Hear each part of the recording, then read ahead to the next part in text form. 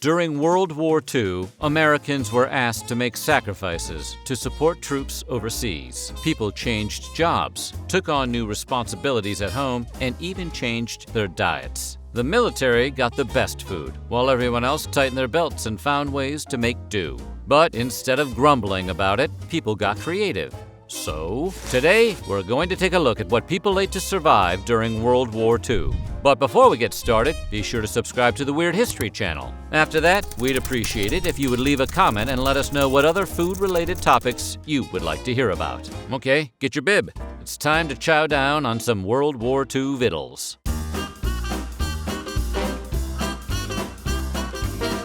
As World War II kicked into high gear, the United States government quickly realized that the military would be competing with the general population for resources like food, metal, rubber, paper, and various other materials. In order to make sure the armed forces got what it needed to win the war, a system of rationing was imposed. Here's how it worked. The government gave every citizen, adults and children, a certain number of points. Those points would then have to be spent, along with money, on any item restricted for use in the war effort. So, for example, in 1943, a pound of bacon would cost 7 points, in addition to its monetary price, which was about 30 cents. The points took the form of stamps, which the government would distribute in books. The Office of Price Administration, or OPA, would have volunteers distribute the books and explain their purpose to merchants and consumers alike.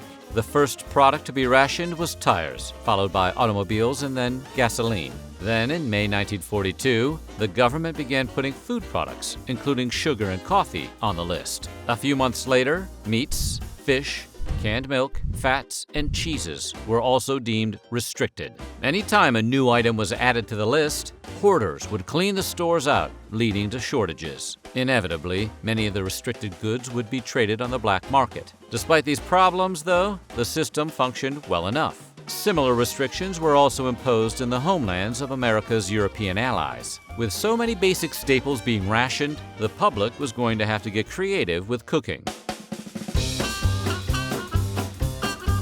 Sponge cake is a simple delicacy and, although many people don't realize it, it's actually been around since the Renaissance. The secret to its staying power is that it's delicious and easy to make. But during World War II, the ingredients, flour, sugar, butter, and eggs, were in heavy demand by soldiers. Eggs and sugar were especially in short supply in grocery stores around the world. The Welsh version of the sponge cake had to be made sans eggs, but with a lot of margarine, syrup, and milk. Jam was usually spread in the middle of the cake's 2 layers. It wasn't as fluffy as what modern diners are used to, but if cooked properly, it still took on a golden hue. During World War II, a sobering 25% of the population of Poland was wiped out in the fighting. Germans snatched up all their land, which meant the Polish people had to do their best with what limited ingredients they still had access to. Not every meal, however, was a thing of drudgery. Potato flour sour cream, for example, was meant to be served with blueberry dumplings, which was a favorite of Polish children. The sour cream was made of milk, sugar, and potato flour, which, some of you will no doubt note, is similar to a standard recipe for whipped cream. Maria Karpowiczova, a woman who grew up outside of Warsaw, collected World War II Polish recipes. Instead of the potato flour sour cream, the kids indulge themselves because they can cover the dumplings with a copious amount of the cream. In England, cooks did their best to keep some semblance of dietary normalcy. One of the ways they did this was by frying what came to be called mock fish fillets. The fillets were cooked in the same way as an actual fish fillet, but with rice. To make mock fish fillets, they mixed rice and egg into a half-inch thick pan of fried rice, chilled it, then cut it into fillets. They breaded the fillets, if bread was available, and then they were fried again until they had a golden appearance. Demand for meat during World War II, as one could imagine, was extremely high. Those on the front lines received most of the meat, so things had to change back home. Restaurants started using meatless menus on certain days of the week, and advertisers took to sharing meatless recipes, including things like creamed eggs over pancakes and walnut cheese patties. Home chefs, for their part, started coming up with new and interesting ways to stretch what they had, or they just outright created new recipes. For example, a staple of the early 20th century was meatloaf.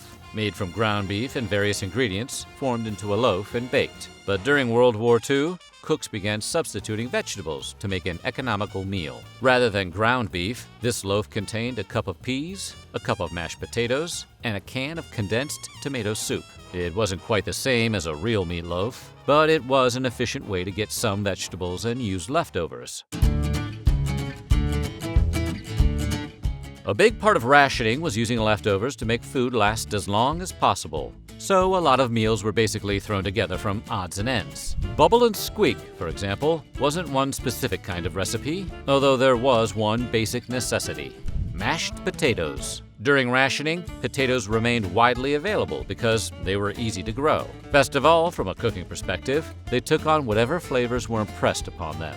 When used in Bubble and Squeak, mashed potatoes turned every dinner into a kind of potato pancake, usually filled with whatever meat and veggies were around. Baking without flour may sound damn near impossible, but when this staple was scarce, people living in occupied Poland found various ways to make do. In many cases, this meant using beans instead of flour. Of course, beans don't have the same taste or consistency as flour, but when boiled down and minced, they become malleable and can be sweetened and worked into a cake. Beans also don't taste anything like flour. Rather, they have an earthy flavor. But the creative Polish chefs had a fix for that too. Namely, they added 6 tablespoons of sugar to the recipe, so it was probably quite tasty.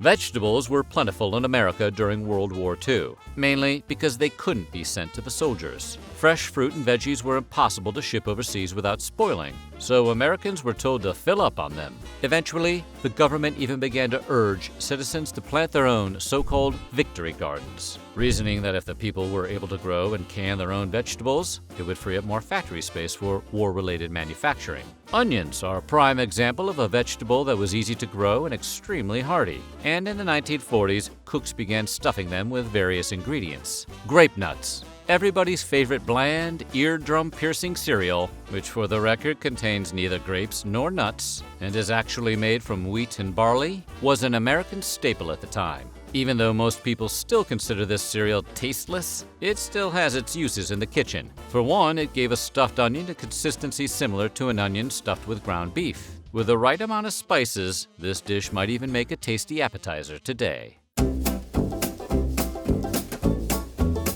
Coffee is a must-have for many people, but during World War II, pretty much every coffee bean in America was shipped overseas, making coffee one of the hardest things to ration. In what will sound like the ultimate nightmare in today's era, where at least one Starbucks is on every corner, Americans were limited to going through 1 pound of coffee every 5 to 6 weeks. That meant they were drinking less than 1 cup a day. The horror. Americans who absolutely had to have a cup of joe started making Roosevelt coffee, which was named for Franklin Delano Roosevelt, who was president at the time. Roosevelt coffee was really just coffee made with reused grounds. It was typically pretty watery and was likely a mediocre substitute for the real thing, but people got creative with it. Sometimes ingredients like chicory and postum were mixed with the coffee. The chicory added spice to the coffee, while postum is a coffee substitute made of wheat bran, wheat, molasses, and maltodextrin.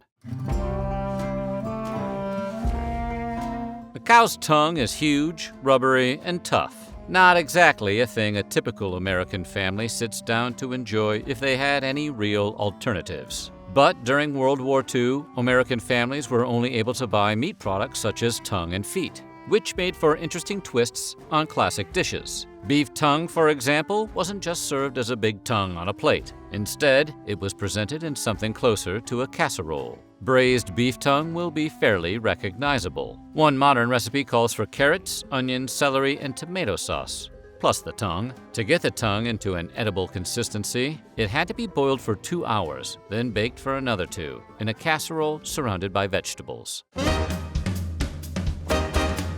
Spit soup probably doesn't have the most appealing name in the history of culinary innovations, but the dish itself is actually tasty. The soup was created in occupied Poland as a way to make use of excess barley. Poles no longer had access to many of the foods that made their cuisine so rich. Proteins like oysters and anchovies were off the table, as were items as simple as chestnuts. So to survive during World War II, Poles made a soup out of barley, a hearty cereal. But why did they give the dish such an unappealing name? Well, it came about because while eating the soup, they had to spit out the husks. Chopped liver is a traditional Jewish recipe that uses schmaltz and gribenes, or chicken fat and cracklings, to fortify the chopped liver that makes up most of the dish. During World War II, Jewish families were advised to stretch out their food rations, which might mean using breadcrumbs to reinforce meals or making a vegetarian version. This vegetarian version of this dish was made using fresh fruits and vegetables, and whatever else may have been growing in victory gardens. Home chefs often swapped out the meat for green beans, peas, onions, crackers, and hard-boiled eggs, if eggs happened to be available.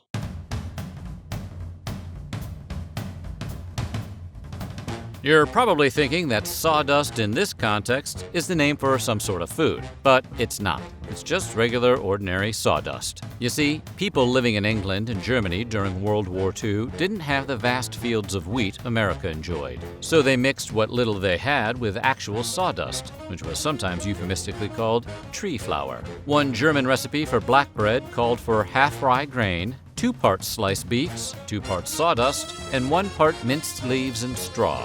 Everything was mixed together and baked like normal. It doesn't really sound too yummy, but hey, in times of war, you eat what you have to survive. So what do you think? Which dish would you like to try? Let us know in the comments below, and while you're at it, check out some of these other videos from our weird history.